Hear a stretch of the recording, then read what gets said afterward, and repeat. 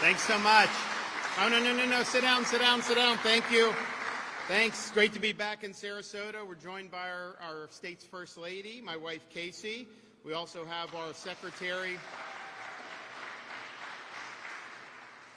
Department of Children and Families, Siobhan Harris, our DEM, Emergency Management Director, Kevin Guthrie, and then we've got Sandra Tabfume, Emergency Management Chief here in Sarasota County, and then our really carrying a lot of clout legislative leaders, Senator Jim Boyd and Representatives McFarland and Robinson. So I want to thank them for all their work and thank them for being here. So we've recently, of course, had Hurricane Debbie, and when you have these storms, there's a lot of different things that can happen. We've had storms like Hurricane Michael, which hit the Panhandle in 2018, that was almost like a tornado going through, Category 5 winds, and could obliterate things. We also have storms like Debbie that just leave a lot of water, and so it's not that the winds are knocking over all the buildings, but it's just areas are taking a lot of water, and we saw that from Sarasota, Bradenton, all the way up to north central Florida, where we saw the water get really, really high. So we prepare for whatever may come down the pike, and so for this storm, we had 17,000 linemen and utility crews ready to assist as soon as the storm passed.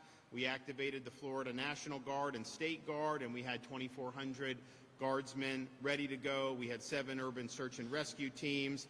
We had tarps, meals, bottles of water stationed, ready to go. We've distributed a number of the meals and bottles of water and some of the tarps immediately after the storm. But you're doing this, Florida Department of Transportation, clear the streets, make sure the bridges can be open. All these things happen, and we had, because of the linemen there, we had 675,000 accounts power restored within like 48 hours. And compare that, Houston got a storm similar to Debbie, and they had millions of people without power for a long time. So this is not something that is the norm in terms of how these responses work. So we appreciate that. But basically our view is we'd rather be prepared, over-prepared, and on this storm we were over-prepared. There were things that we did not need to deploy that we had ready, but we'd rather do that and be able to meet the needs. And then when things happen, we improvise.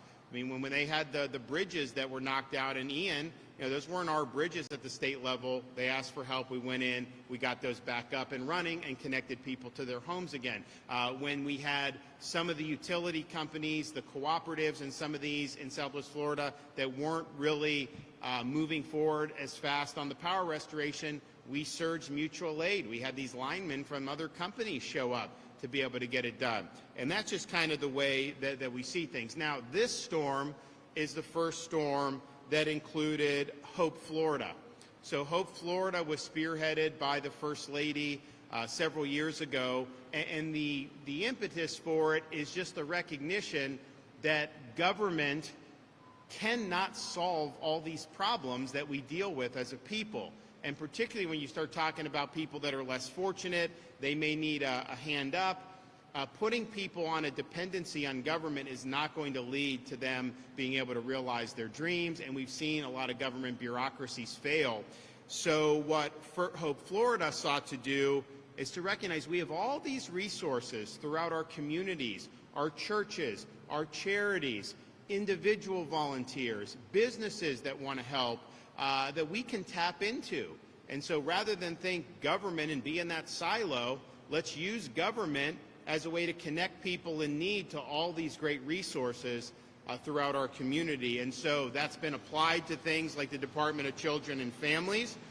And since that has launched, I guess probably about a year and a half into it now, there have been 30,000 people who have either completely or partially eliminated the need for any public assistance at all. So you're moving people to a pathway to self-sufficiency where they're going to be able to do very well. So it's better for those folks. It's also better for the taxpayers. And so based on our efforts so far, Hope Florida related initiatives are projected to save taxpayers almost $1 billion over the next 10 years. Why?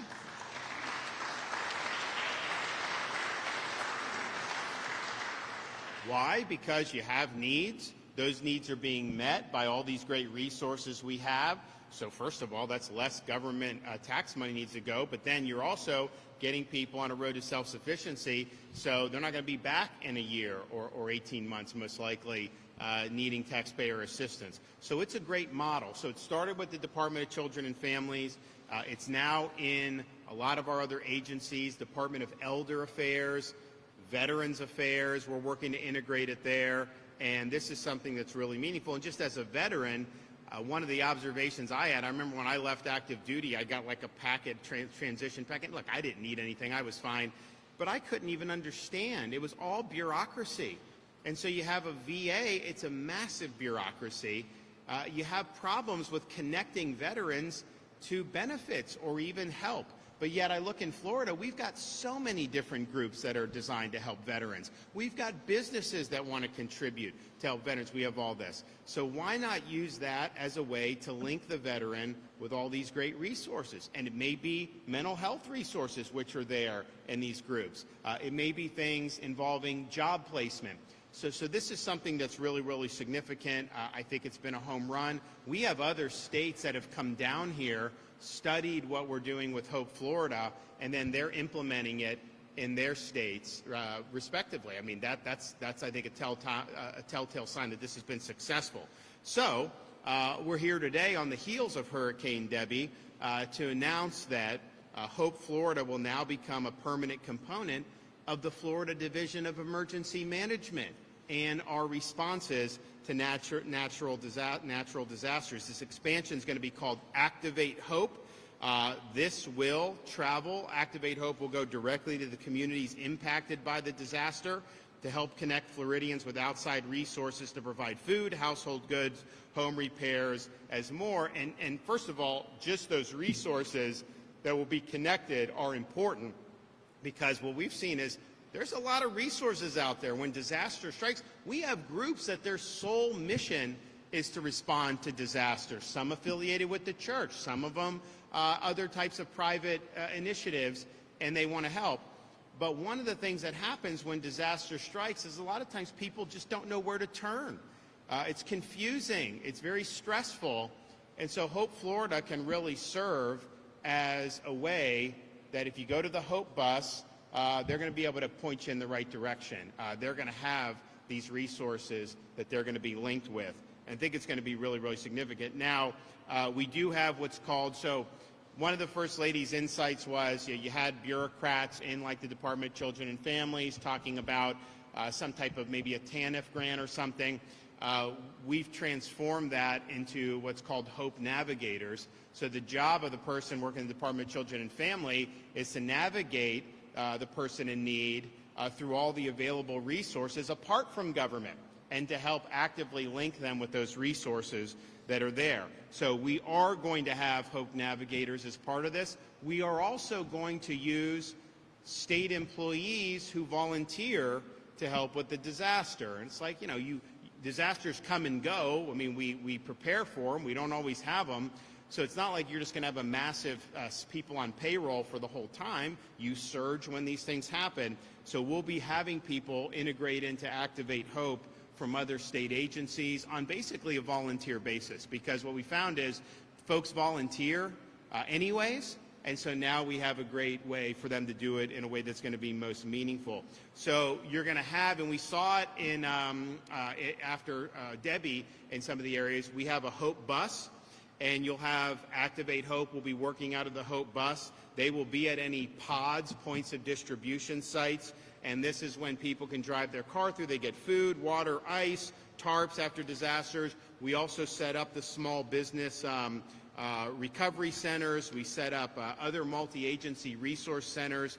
So this is going to be a one-stop shop, and that Hope bus will really play a central role. So we've already seen this start after Hurricane Debbie. We had the Hope bus both in Sarasota and in the Big Bend. Hope Navigators and volunteers have provided service to over 300 people just in the aftermath of Debbie, which, while it did leave significant water in pockets, compared to like a Hurricane Ian, what was a storm that was less strong in that respect and had less impacts across our state than some of the other ones that we know about. So 300, that's pretty significant for the first time out of the gate, and I think you're going to see that only grow as we go forward. So I'm excited about this. I think it's going to be really, really good to be able to have this. If you are a Floridian who is impacted by Hurricane Debbie, you can actually now visit hopeflorida.com, and you can click on Hurricane Debbie Recovery at the top of the page to get help.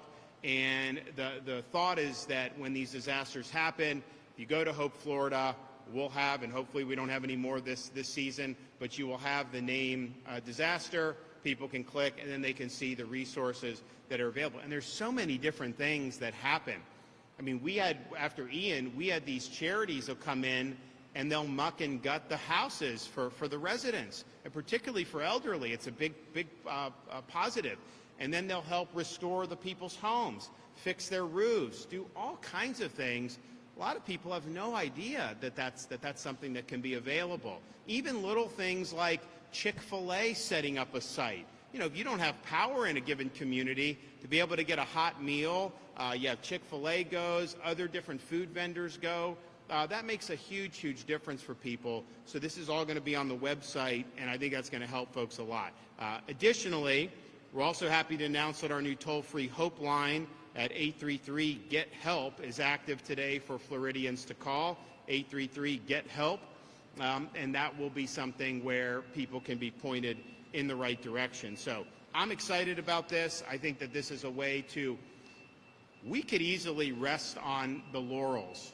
If you look at disaster response in Florida compared to just about everywhere else, I mean, it's night and day. What Kevin and his team have done, what your local folks here in Sarasota and other parts have been able to do, really working well to be efficient and effective at doing this. And you go back and look at some of these other responses. I mean, you know, how did New Orleans handle Katrina? How did the Louisiana handle Katrina? Not very good. How did Hurricane Andrew, when that hit in '92, I mean, it was like almost a war zone down there for a long time. You just didn't have the same level of really rapid response. And so we're doing that at the state of Florida. We're proud of that. The power restoration, I think we set a record with Ian with the fastest power restoration. It was like 3 million people in a relatively short period of time. Then Idalia last year, not quite as many, but even faster. And then I think this one was probably the fastest, right? If you look at it was in rural areas, which some of those are harder to do. So that's great, and we want to strive to do well. But it's like, okay, you don't just rest on that. How can you do better? And I think one of the things that we've seen is just people are confused when these disasters strike. They don't always know where to turn. Well, Activate Hope is really gonna help remedy that, and Activate Hope is going to be something where people know you find that Hope bus. It's not just about what that particular part of state government can do. Far from it. That is the kind of node that is connected to all these different other areas, and I think it's going to really be a force multiplier for Kevin and his team. I mean, Kevin has handled a lot of this, quite frankly, himself in his agency, but really, you know, he shouldn't have to be navigating, you know, where the barbecue is going to go in Madison County versus where this is going somewhere else, or how many. Let's get this under this umbrella and be able to provide people with a menu of options to be able to help them when they're in need. So I want to thank the First Lady. I want to thank Siobhan Harris. I want to thank Kevin Guthrie for really integrating this thoughtfully in a way that's really going to make an impact. And so with that, I'm pleased to introduce the star of the show herself, my wife. I don't know about that, but I'll say this is the best team in the business, with the governor's leadership and obviously with the people sitting to my right and many more people who are behind the scenes. When an emergency happens, they activate and they know what they need to do to help people in need. And this is really just the next layer upon that. And it's really humbling and heartwarming to be here to expand Hope Florida and the philosophy behind it, because I really think of people that the governor and myself have been able to help in storms. We've been out with the Southern Baptist Convention. We have been at food distribution lines where people are driving up in their cars. And I'll never forget, there was a mother with 2 kids in the back seat. We rolled down the window and the governor and I went over and we were helping to give food and whatever aid that she needed, and she just had tears in her eyes because she wasn't sure what to do next. Her home had flooding, there was mold, there wasn't electricity at the time, although as they were getting the restoration up and faster than anybody else, but she was just uncertain of what to do next. And how nice is it now to know that there is one number that you can call and talk to a human being who is there to be able to help navigate you through all of the resources that are already there. It's all there. You have the faith-based communities who are willing to step up and help. You have the nonprofits. You have the private sector who's willing to donate money or to supply volunteer hours to be able to help. It's all there. It's how do you make the connection with the people in need to help them find the help that they deserve in an emergency.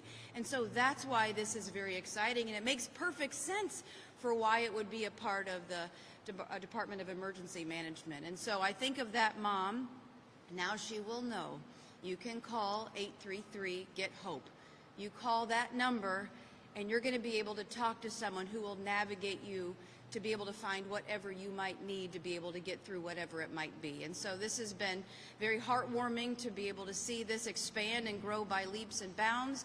And I just, as the governor and I both, you know, we never want to see anyone suffer. And so that's the whole impetus behind why we started Hope Florida, is because there is hope and there is help out there, particularly exterior of government. You have all of these great people who are willing and able to help. They just need to know where to turn. And now we've created the apparatus to be able to make the connection and then get out of the way so people can have a little bit of hope. So I'm happy to be here, and thank you for the opportunity, and thank you, Governor, for helping with this mission.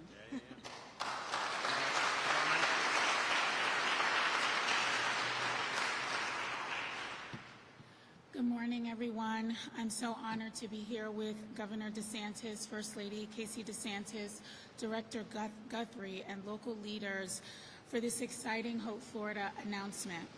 Since First Lady DeSantis launched Hope Florida in the fall of 2021, it has truly taken on a life of its own. In addition to enhancing the way we serve vulnerable children and families at DCF, more state agencies have used its first-of-a-kind model to develop Hope Florida programming that addresses the unique needs of the populations they serve. And the results have been outstanding. You heard the governor mention the results that we've had at the department.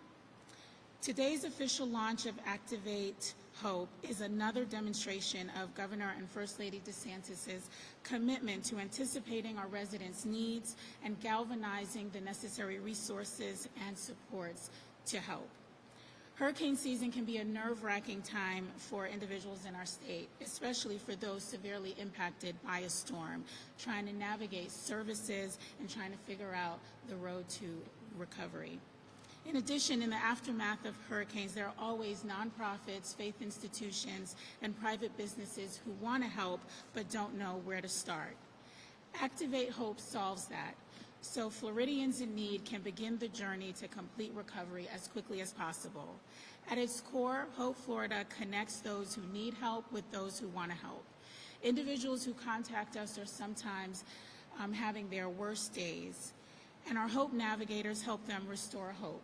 The same principles that we use during normal times with Hope Florida are replicated through Activate Hope in partnership with the Department of Emergency Management, and it just makes sense. We've had the pleasure of working with DEM on a number of prior storms, the department in its capacity at DCF, and I've seen firsthand how Kevin and his team work tirelessly to make sure Florida's first in the nation in disaster response. And so we're so elated to be able to join forces, join arms, to make sure we can play a pivotal role through Hope Florida in helping individuals get back on their feet. Hope Navigators are available to meet individuals at disaster recovery centers or our multi-agency resource centers. And if you're not able to make it to one of those sites, we will come to you. While canvassing neighborhoods here in Sarasota in the aftermath of Hurricane Debbie, individuals remarked to our Hope Navigators how grateful they were that we were coming to them, as so many had experienced a total loss of their home and personal belongings due to flooding from a nearby creek. Our Hope Navigators took the time to listen to their stories, provide tangible items such as hygiene supplies and snacks, as well as initiating referrals to a wide array of local resources standing ready to help them rebuild. This just encapsulates the power of Hope Florida, and we're so excited about the expansion of the fleet of Hope buses that are available so that we can be in more areas at the same time. My hope and desire is that when communities see the Hope bus coming, it inspires hope, and they know that a better tomorrow is nearby. Thank you. Thank you.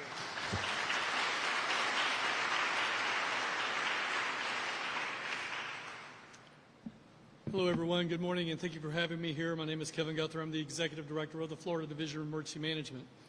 The agency and the State Emergency Response Team have been a part of numerous response and recovery efforts for all kinds of disasters and situations that impact the great state of Florida. Each storm is very different. Each response and recovery effort is very different and unique, meaning that we at the state level must be prepared for absolutely anything and everything. Through the dedication of the leadership of Governor DeSantis and the First Lady, and the collaboration and support of our partners like Siobhan and other state agencies, the state continues to innovate so we can better serve our residents. FDM's collaboration with Hope Florida is another useful tool in our toolkit that allows us to reach more survivors who need help and find ways to connect them with the services and resources faster than ever before. In response to Hurricane Debbie, the State Emergency Response Team has completed over 1,200 missions, which involved assisting counties in obtaining vital resources for their residents, deploying state resources such as food and water, and managing flooding in impacted areas. This addition of Activate Hope to our response and recovery efforts has made it easier to connect survivors across broad regions with varying needs to recovery resources. As the First Lady and I were talking on the plane down here today, it's just simple. One simple number, 833-GET-HOPE. Go to the Hope Florida website at hopeflorida.com. It's just a one-stop shop to get everything you need. Don't worry about navigating everything else that's out there. Just go to the one location that has everything. When Floridians need disaster-specific resources, they can go to Activate Hope Forum. They can go to the Activate Hope Forum. Our FDM Unmet Needs team is proud to be a partner and a part of that process to assist them and connect them with the resources that we have. I'm happy to continue this partnership and to continue the innovative ways to better serve our residents. I want to thank the First Lady and Governor DeSantis for always thinking of ways to proactively connect with our residents to build a much more resilient Florida. I want to thank Siobhan and the many CERT agencies that help us out with this, with Hope Florida. It's not just one and two agencies, it is a host of about 30 agencies that get this done. And you might ask, well, what's happening right now? Well, right now, through Hope Florida, we have businesses and volunteer organizations like the Rotary, United Methodist, the Church of God, the Mennonites, Baptist, Plain Compassion Crisis Response, Faith Responders, Samaritan's Purse, and Nehama, who are right here inside of Sarasota and Manatee counties, providing muck and gut services and other services to help people get back on their feet. As we continue to support the recovery of those affected by Hurricane Debbie, I encourage everyone still needing assistance to utilize the resources like Activate Hope and Hope Florida. If you need information on updates as to what the division is doing, you can certainly go to floridadisaster.org/updates. But I would be remiss if I didn't take the opportunity as I'm sitting here today to say we are entering the peak weeks of hurricane season. They are upon us. As tropical cyclones may develop over the next 4 to 6, even 8 weeks, I want to remind everybody to stay vigilant and stay prepared. As the governor has said from this podium and many podiums before, we prepare for the worst and we hope for the best. But we will be prepared. Don't forget about, or don't worry about that. You can download our 2024 hurricane guide at floridadisaster.org/guide. And also remember that this Saturday, August 24th through Friday, September the 6th, is another historic policy from the legislature and the governor, another disaster preparedness tax holiday that you can go out and restock or stock for disaster items. Again, Governor, thank you for your leadership. First Lady, thank you for your leadership. Thank you for all you're doing for the division and all of us at the State Emergency Response Team.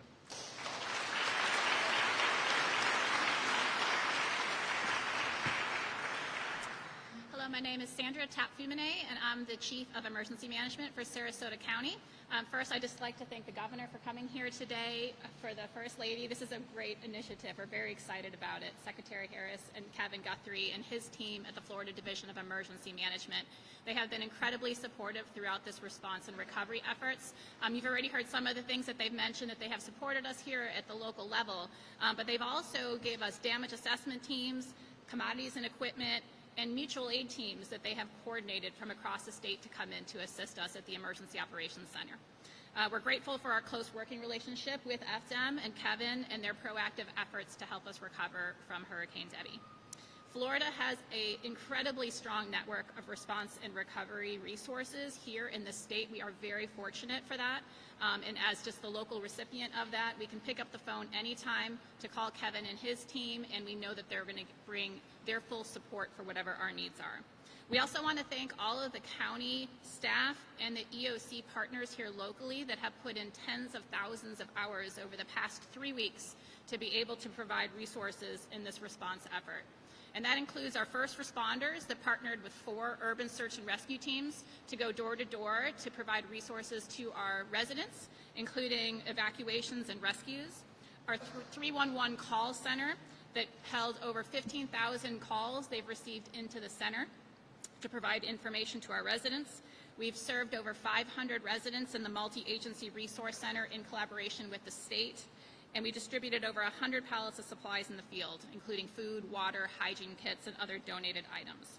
And as you've heard, I just want to reiterate, this is super important because we're trying to get this information out to our residents as we hear that some people may still have needs. We do currently have dozens of nonprofits that are ready to come to your house to help with mucking and gutting and mold remediation. We have the new initiative through our Activate Hope, which is a wonderful way to get connected with them. You can also call 311, and we'd be happy to connect you with those resources. So please don't hesitate to call. Also, lastly, our Disaster Recovery Center and the Business Recovery Center are open at the Sarasota Christian Church off of Ashton Road. They've already seen over 600 people with the MARC efforts that we've had there the previous week. We would love for you to come and meet with FEMA face-to-face. The Small Business Administration is there. We have numerous state agencies and local agencies that have resources and information to help you in your recovery process.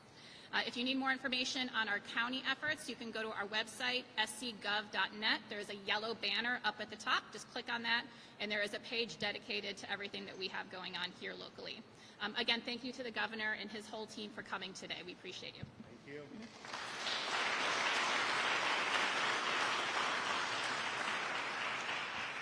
And so Kevin mentioned the disaster preparedness tax holiday. It's a way to get the supplies you need and save some money. It's the second tranche of this. We had one before the start of hurricane season, or just as hurricane season was starting. And if you look out into the Atlantic right now, it's very calm. We don't see anything. But, you know, as Kevin said, we're right now, from now until probably the first week of October, historically, if you look at how these storms, it's usually in that time. Doesn't mean you can't get one before. Doesn't mean you can't. We got one in November a couple years ago, not as strong as the ones that typically come in August, September, early October. So just be prepared. And because it's calm now, that does not mean 2 weeks from now, Kevin and I aren't going to be at the Emergency Operations Center warning people we may have a storm. We might. And so you just got to be prepared. So I found that you know, if you have some of these things that you just have, and if you don't use them one season, you got to, whether it's the batteries, whether it's some of the other stuff that people want to see, do it. And we're happy to be able to deliver that relief to Floridians, and we'll continue to be pushing for that. I also just want to say, because I haven't you know, done one of these since Friday, but Florida we're ranked #1 economy by CNBC 2 years in a row in all 50 states. If you look, we have a massive budget surplus. Since I became governor, if you take all the debt the state accumulated from the 1840s to the present, we've retired 36% of that just in the last 5.5 years. We're on our way to retiring over half of the state's historical debt just in the period where I'm in office. And so the legislature put in more money for the accelerated debt repayment, where we can repay it cheaper, save taxpayers even more money, and we're proud of that. We're proud of all the tax relief we've done. We're proud of what we've done for education, raising teacher pay, proud of supporting police and firefighters. I mean, we did for a few years, we were able to do a $1,000 bonus for every firefighter and police officer in the state of Florida. We have $5,000 bonuses for new police that are coming in and joining the force, particularly those from other states where they're not treated well. We've done more for infrastructure than at any time in Florida history by a country mile, including moving Florida forward, which is an additional $5 to $7 billion on top of a record-setting budget, so that these projects can get accelerated and alleviate traffic and congestion, which has been an issue even more so given the influx of people that we've seen. And I don't ask people to come. It's just, you know, we're a good place to be. It's a free country. So all that being said, we're proud of that. We've had lower unemployment than the nation as a whole, I think, for like 45 consecutive months. Our economy, since I've been governor, has grown 22%. The nation's as a whole over the same period of time, 11%. So we're doubling up the economic growth of what you're seeing nationally. So we're in a good position to be able to critique some of the stuff you're hearing about what some of these people want to do after this election in terms of the economy. Fact is, the biggest issue we have to deal with is the interest rates and the high cost of groceries and all those things that were facilitated by the federal government borrowing, printing, and spending ungodly sums of money as if no one was going to have to pay the piper for that. Of course they are. So now you have Kamala going out there on Friday saying she has this economic plan that's going to somehow solve. And what does she say? She says, oh, the high grocery costs are because of price gouging by corporations. And she's going to set controls so that somehow they can't do that. I can tell you, if they do that, you know, we're going to end up having bread lines to be able to get food at the supermarket. It is a truly insane policy. It's an act of desperation because she cast the tie-breaking vote for Biden's stimulus in the spring of 2021. She cast the tie-breaking vote for the Orwellian-named Inflation Reduction Act. So it's not just that she was vice president. She owns these policies that have driven up the cost of groceries, and make no mistake, it's because the supply chains were disrupted, all the inputs are more expensive. That's not just true for groceries, that's true for everything in the economy. So that price control is a joke, and even when you have liberal media saying that it's a joke, you know, because she's gotten fawning coverage since they did the old switcheroo. So that's really, really bad. It will not work, and it's almost like you have a fire, and what, you're going to have the arsonist go in to put out the fire? That's essentially what that means. It doesn't make any sense. But what's even more destructive than even that is her plan to tax unrealized capital gains at, I think, 25%. And so what does that mean? Well, if you look in the state of Florida, the #1 source of wealth for probably most Floridians is the value of their home. And when I became governor, homes were worth a certain amount. They're worth a lot more now than they were 5.5 years ago. So you have families who maybe they've lived in a place for 30 years. They've seen their home value go from $350,000 to maybe $500,000 or $600,000, and sometimes even double, depending on where you are in the state. So that is a really significant source of wealth. Particularly some of the elderly have sold homes and downsized, and they're able to get a nice windfall for themselves. Well, if you have Kamala's plan of taxing unrealized capital gains, when your home value goes up, you would be responsible on an annual basis for cutting the government a check for 25% of that increased value. Can you imagine if you had to do that? You buy a house for $500,000, and then the next year it's gone up to $550,000, and then they capture that gain, and you've got to write a check for a portion of that and just send the check to the government. I don't think people are going to be able to just scrounge up that much money. And then, oh, by the way, you give the check. Then if it goes down in the future, is the government going to rebate you? Of course not. So taxing unrealized gains is a truly imbecilic and insane policy. And I don't think even a lot of, I have not found anyone that could honestly justify this. Think about like if you buy stocks. So maybe you have a company you like, you buy some stocks, it goes up. You would, before you even sell it, even if you're just holding it, the value's gone up, you got to write a check to the government for the unrealized gain. Just think about what that would do to businesses, individuals, property owners. It would put this country into a depression. It would be the worst economic policy that's ever been done. But this is what she's proposing. So I would just say, it would hit Florida really hard because we've had people whose homes have gone up in value a lot over the last 5.5 years. Whatever your house has gone up, you'd have to write a check for 25% of that. Oh, and then, oh, by the way, after you do all that, when you actually go to sell your home, what are they going to charge you then?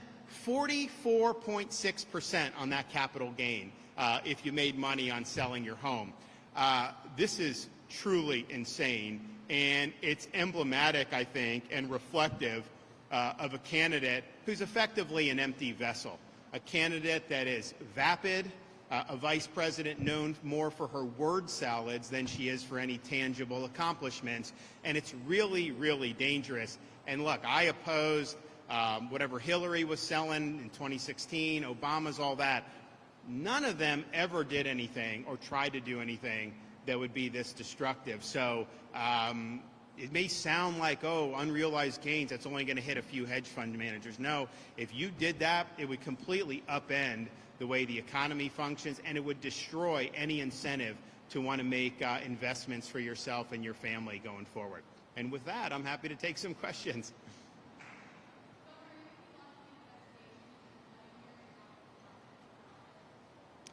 So about the flooding here, so people said look, you guys have your local government here. You have people in the legislature, I've heard, have them do something, right? The reality is when you have this much water, you are going to have some flooding. There's just no way around that. And it's true, as more things have been built up, it's harder to manage, for sure. That's really got to be determined on a local issue. We're not refereeing, where this goes or where that goes. We have a program in place with Fortify Florida, or Resilient Florida, where if you have a local government that wants to do something to make themselves mitigate potential storm damage, you can get a grant, a matching grant. And we've done over $1 billion, maybe $2 billion by now, to be able to help communities. But those decisions about what is built and what's not, that's going to be a local decision. And, I think that you guys have the ability to govern. Our role in this is really to kind of help mitigate. We have funding available if people want it. But you have had people in local government that have made decisions, right? You just had an election. I know some of these issues are hot, so the voters will be able to make those determinations.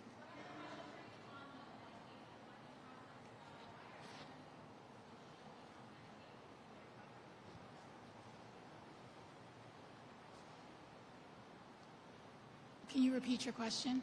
She said, she said there's a lot of people that should have coverage that are losing it in the unwinding. I'm not sure that's true. Thank you. Yeah, so that's not factual. The department has performed over 4 million Medicaid redeterminations over the last year, and the vast majority of those individuals maintained coverage. We're committed to ensuring that anyone who is eligible maintains coverage. And for those who haven't, our economy is doing better. Income is a major part of individuals maintaining their Medicaid coverage. So if your income has gone up, it's going to affect your ability to maintain coverage.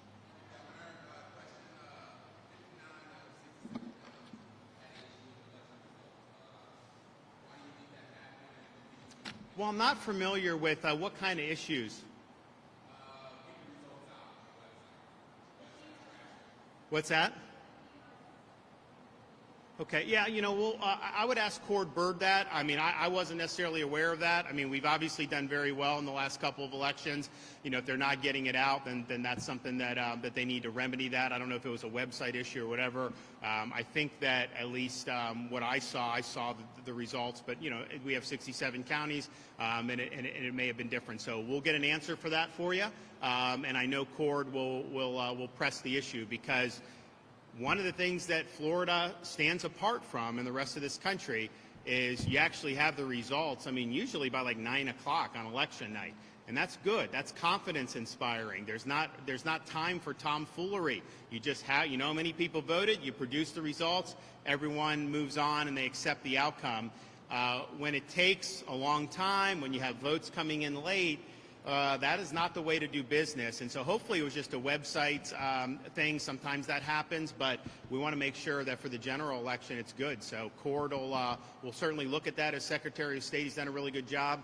And we do take pride in having quick results, because I think that California takes weeks to be able to determine who won an election. And that's just unacceptable. That's not inspiring.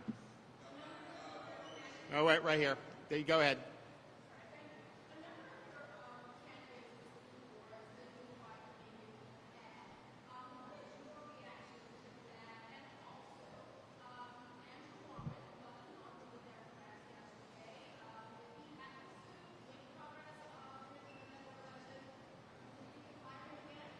So on the school board, what we said was, we want to support school board candidates in whatever capacity we can that believe in putting students first, that respect the rights of parents, and that believe schools should educate, not indoctrinate.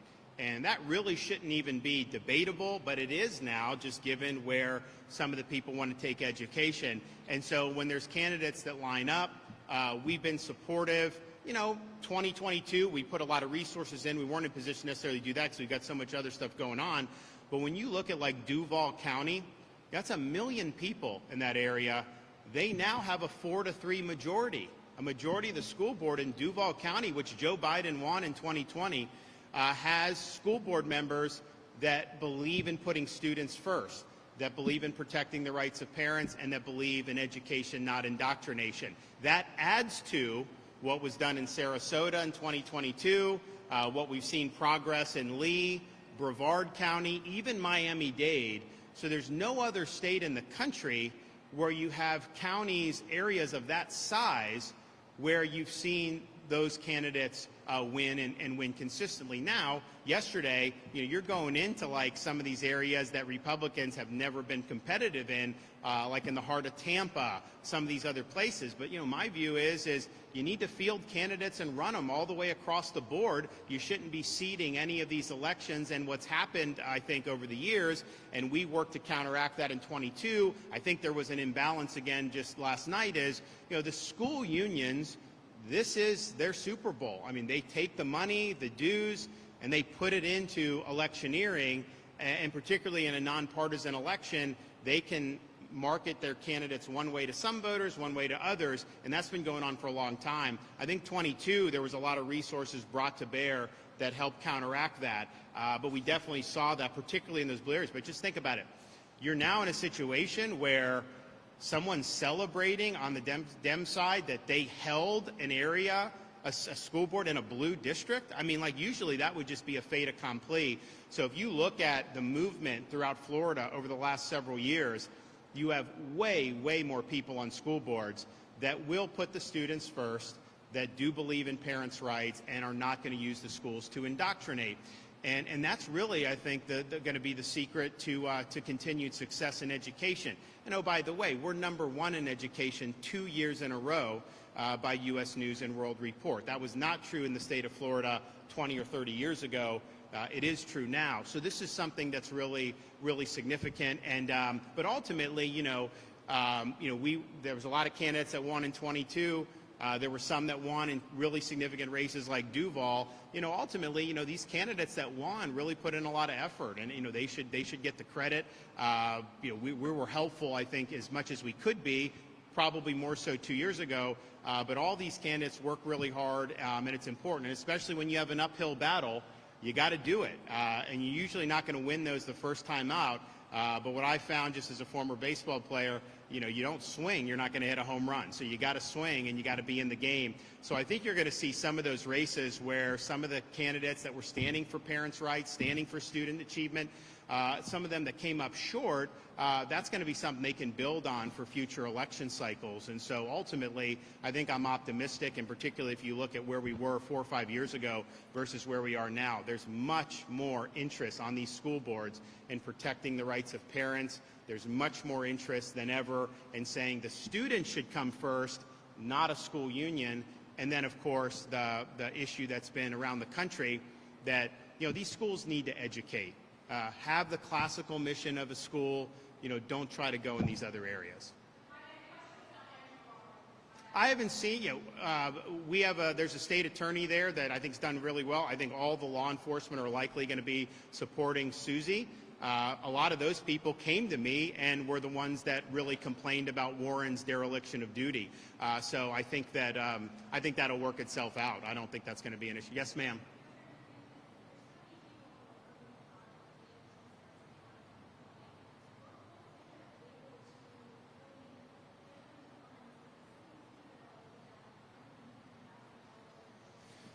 So Hope Florida in and of itself is not going to get. What it'll be is that is part of the way to connect those people in need. So for example, we turned on the home repair program. So this is a program that I started after Hurricane Ian.